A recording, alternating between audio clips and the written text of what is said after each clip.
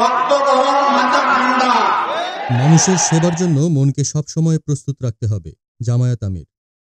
বাংলাদেশ জামায়াতে ইসলামীর আমির ডাক্তার শফিকুর রহমান বলেছেন, বর্তমান সময়ে আমাদের বিরুদ্ধে চতুর্মুখী ষড়যন্ত্র চলছে, তাই আমাদের আরও সতর্ক ও সচেতন থাকতে হবে।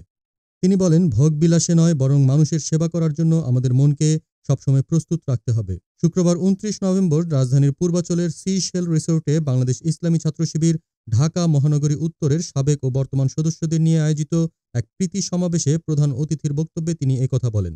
জামায়াত আমির বলেন, এবার ব্যর্থ হলে বাংলাদেশের মানুষের আর কোনো আশ্রয় থাকবে না।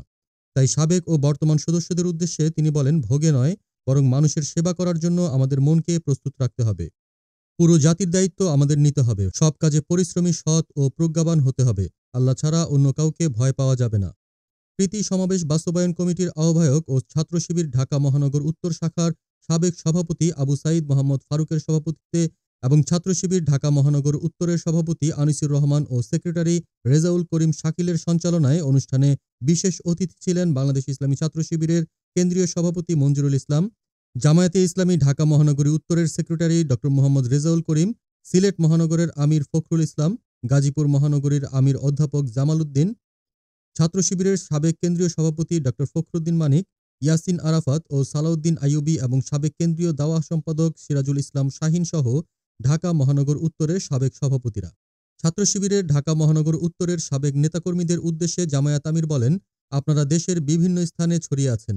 যে যেখানে থাকুন না কেন দিন প্রতিষ্ঠায় নিরলস কাজ করতে হবে। জামায়াতের প্রতি মানুষের ভালোবাসা ধরে রাখতে হবে এবং তা নষ্ট হতে দেওয়া যাবে না।